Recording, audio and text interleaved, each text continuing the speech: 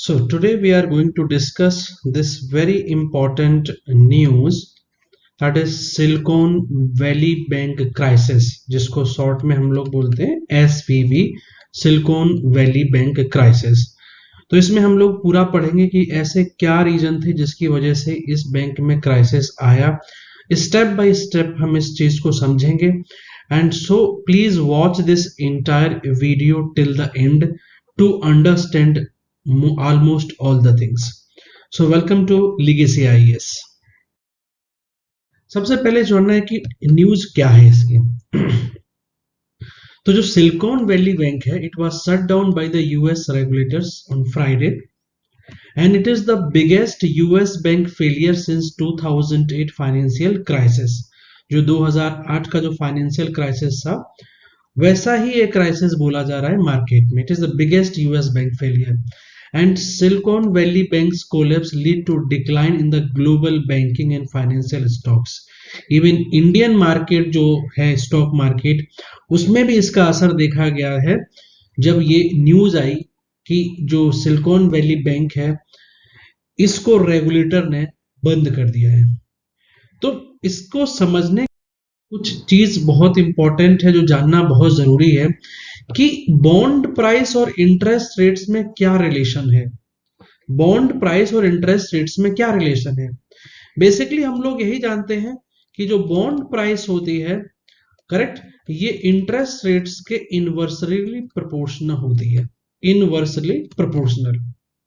तो bond price and interest rates have an inverse relationship. That means अगर interest rates ऊपर जाएगा, interest rates goes up, then bond price go down. समझ गए? अगर interest rates ऊपर जाएगा तो बॉन्ड प्राइस अपने आप नीचे आएगी। ये बेसिकली क्या है फंडा इसका?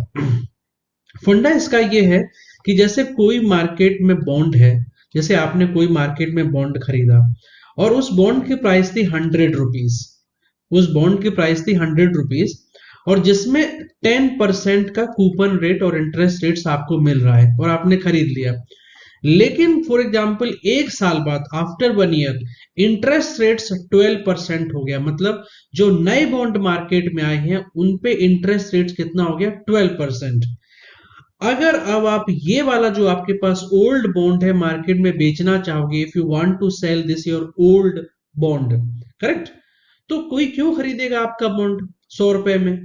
क्योंकि उसमें सिर्फ 10% इंटरेस्ट मिल रहा है। वो नया बॉन्ड खरीद लेगा मार्केट से जिसमें 12% इंटरेस्ट मिलेगा। लेकिन आपको फिर भी बेचना है तो क्या होगा कि जो खरीदने वाला होगा, खरीदने वाला बोलेगा कि हम 100 रुपीज में नहीं खरीदेंगे, हम इसको ना 90 रुपीज में खरीदेंगे, मतलब 100 रुपीज से कम ही देंगे, ताकि उसको जो ओवरऑल इंटरेस्ट रेट्स है वो 12% मिल सके। तो देखो क्या हुआ कि जैसे ही इंटरेस्ट रेट्स बढ़ा, ऑटोमेटिकली जो आपके बॉन्ड की प्राइस थी मार्केट में वो कम हो गई। तो ये बहुत जानना जरूरी है आपके लिए इस क्राइसिस को समझने के लिए कि जैसे ही इंटरेस्ट रेट्स बढ़ता है, as interest rates goes up, bond price goes down. अब नाउ ये समझना है कि जो सिलिकॉन वैली बैंक है ये कितनी बड़ी बैंक है, मतलब इतनी बड़ी बैंक है, कितना हंगामा इसके ऊपर हो गया। तो इसके लिए समझना ये जरूरी है कि जो सिलिकॉन वैली बैंक के पास जो टोटल एसेट है, एसेट मतलब क्या होता है? जितना भी टोटल पैसा माइनस लायबिलिटी, वो कितनी है? 209 बिलियन डॉलर का टोटल एसेट है। करेक्ट? एसेट में कुछ भी हो सकता है, जैसे स्टॉक्स हो सकते हैं, बॉन्ड्स हो सकते हैं, डिपॉजिट्स हो सकता है, कोई लैंड अगर रखा हो उसके पास वो हो सकता है। सारा कुछ कितना है? 209 बिलियन डॉलर के एसेट है। और वही टोटल डिपॉजिट, डिपॉजिट मतलब जैसे हम आप लोग बैंक में डिपॉजिट अपना रखते हैं ना, करंट अकाउंट और सेविंग अकाउंट, वो टोटल डिपॉजिट बैंक के पास है 175 बिलियन डॉलर।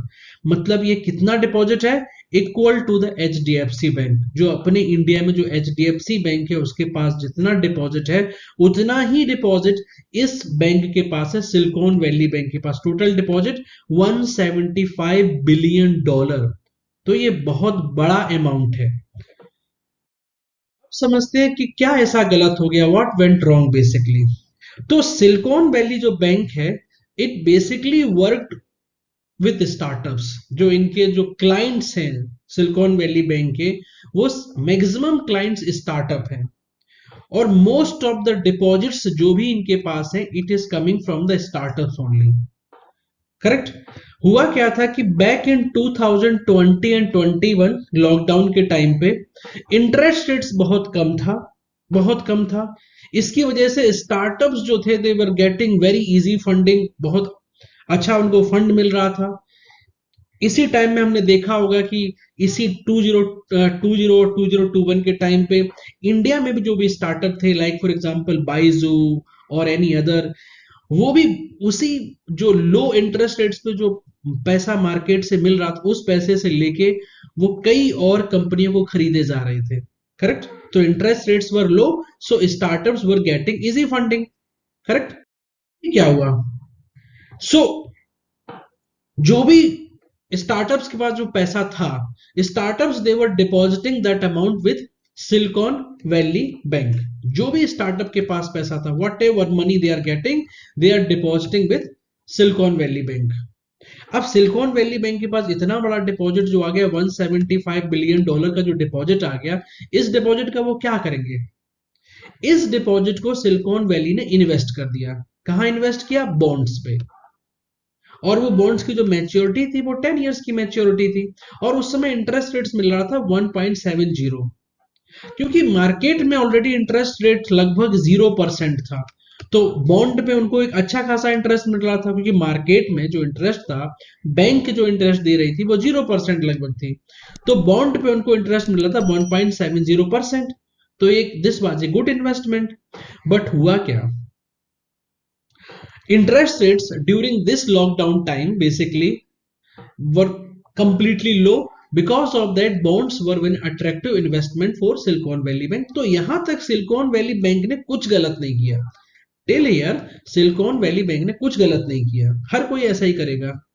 लेकिन अभी कि यूएस की जो फेडरल जो रिजर्व बैंक है, जैसे अपनी इंडिया की आरबीआई है, वैसे यूएस की जो सेंट्रल बैंक है, उस सेंट्रल बैंक ने धीरे धीरे जो जो यूएस का जो रेपो रेट होता है, जैसे इंडिया में रेपो रेट होता है वैसे यूएस में जो रेपो रेट होता है उसको बढ़ाना शुरू कर दिया, हाइक करना शुरू कर दिया। क्यों हाइक करना शुरू कर दिया? बिकॉज जो यूएस में इन्फ्लेशन था वो बढ़ रहा था बहुत ज्यादा, जो इन्फ्लेशन था वो बढ़ रहा था। तो इन्फ्लेशन को कंट्रोल करने के लिए जो यूएस की सेंट्रल बैंक थी उनको क्या करना पड़ा? जो रेपो रेट है उसको इंक्रीज करना पड़ा। तो देखो कि रेपो रेट उन्होंने 0% से इंक्रीज करते करते अभी वो 4.7% पे आ गए। दैट मीन्स यूएस फेडरल जो बैंक थी, specially central bank, raised interest rates from 0% to 4.70% in the last 10 to 12 month. अभी क्या हुआ? ये हुआ इंटरेस्ट रेट्स, ये आपका हुआ इंटरेस्ट रेट्स क्या होगा? इंक्रीज हो गया। करेक्ट। इंटरेस्ट रेट्स इंक्रीज हो गया, जिसकी वजह से जो भी आपने ओल्ड बॉन्ड रखे थे उसका जो बॉन्ड प्राइस है मार्केट में वो कम हो जाएगा। मतलब अब उन बॉन्ड को अगर आप मार्केट में बेचना चाहो, बिकॉज यू नीड मनी, आप क्या बोलोगे? आपको तो पैसा चाहिए, और उन बॉन्ड की जो मैच्योरिटी है वो 10 इयर्स की है, तो 10 ईयर से पहले आप क्या करोगे? आप सेकेंडरी मार्केट में बेचोगे उसको। When you are going to sell then secondary market, तो उन बॉन्ड प्राइस की कीमत हो जाएगी कम, so you are going to have some loss. Correct. अभी क्या हुआ? देखो कि अभी ये चीज हुआ कि स्टार्टअप्स को चाहिए था पैसा। क्यों? जो जितनी भी उनको वीसी फंडिंग मिल रही थी वो कम हो गई, जो भी उनको वेंचर कैपिटल जो फंडिंग मिल रही थी दैट रिड्यूस्ड एक्चुअली। और जो फंडिंग रिड्यूस्ड हो गई, आपने देखा भी हो, बहुत सारा ले ऑफ भी चलने लगा था। लाइक अमेजोन ने ले ऑफ कर दिया, गूगल ने ले ऑफ कर दिया, बहुत सारा, मतलब in US market as well as in Indian market बहुत सारा ले ऑफ चल रहा था। अब स्टार्टअप्स को चाहिए था पैसा, और उनका पैसा कहां डिपॉजिट था? इन सिलिकॉन वैली बैंक में। So they started withdrawing their deposits from the bank, और बैंक ने वो पैसा कहां कर दिया था? बॉन्ड में डिपॉजिट कर दिया था। कितने साल के लिए? 10 इयर्स के लिए, मैच्योरिटी के लिए। अब क्या हुआ कि जो सिलिकॉन वैली बैंक थी found itself short on cash. So अब इसको क्या करना पड़ेगा बेचारे को? कि ये जो बैंक थी अपने जो बॉन्ड थे वो मार्केट में बेचना शुरू कर दिए। अब जैसे इन बॉन्ड मार्केट में बेचने शुरू कर दिए, इंटरेस्ट रेट्स ऑलरेडी बाहर 4.70% है, तो जो इनकी जो बॉन्ड की प्राइस होगी वो कम हो जाएगी। So ultimately, since interest rates are increased, so their old bond price basically fell. सो इन्होंने लगभग 21 बिलियन वैल्यू के बॉन्ड बेच दिए, और इसको बेचने में क्या हुआ, इनको हो गया लॉस। कितना? 1.8 बिलियन डॉलर का लॉस हो गया, बिकॉज बॉन्ड प्राइस रिड्यूस हो गया। तो इनको टोटल लॉस हो गया 1.8 बिलियन डॉलर का। अभी क्या हुआ देखो, जब लॉस हो गया, अब ये न्यूज जाएगी मार्केट में बाहर। अब क्या हुआ, ट्रबल डिटेक्टेड हो गया, मतलब panic caused more startups to withdraw money.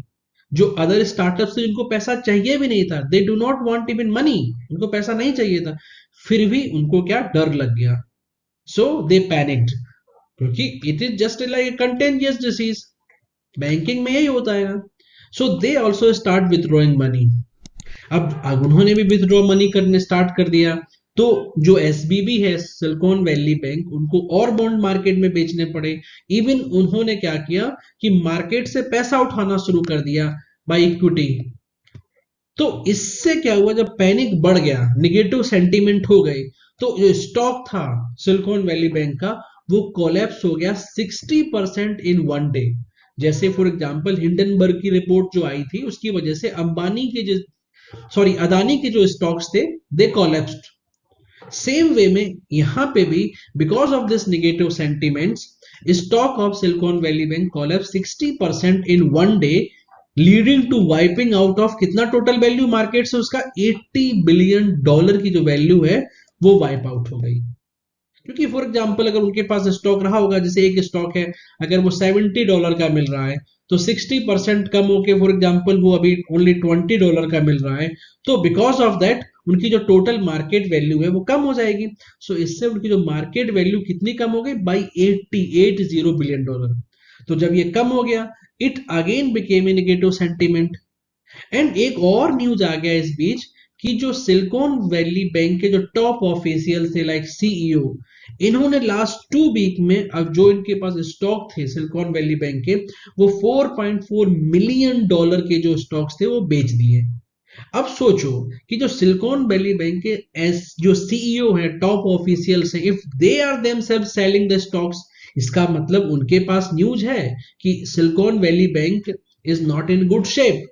इसकी वजह से क्या हो, it lead to more negative sentiments about the Silicon Valley Bank. Correct? वो आपका कि जो बैंक थी अभी, it was shut down now, and now completely under control of Federal Deposit Insurance Corporation, जिसको हम शॉर्ट में बोलते हैं एफडीआईसी। एंड बैंक ने डेटा भी दिया है एफडीआईसी को। इस डेटा में यह शो किया गया है कि 89% ऑफ इट्स $175 बिलियन डिपॉजिट, मतलब जितना टोटल डिपॉजिट है सिलिकॉन वैली बैंक के पास, उसका 89% deposit it is not insured. Only 11% deposit जो था वो इंश्योर है। जो जिसका इंश्योर्ड है उनको तो डेफिनेटली पैसा मिल ही जाएगा, आज नहीं तो कल। लेकिन प्रॉब्लम है जो 89% जो लोग हैं। और इसका एक और प्रॉब्लम है, प्रॉब्लम ये है कि this could worry many uninsured depositors, specially companies, जो स्टार्टअप कंपनीज हैं। और जो startup company, they rely on these deposits only for paying salaries and other expenses.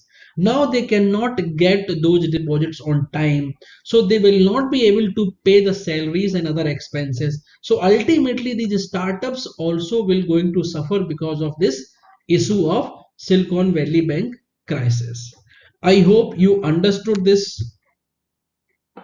आपको पूरा समझ में आया होगा कि ये पूरी crisis. So thanks for watching, and please subscribe and hit the like button, and please share with your friends. Thank you.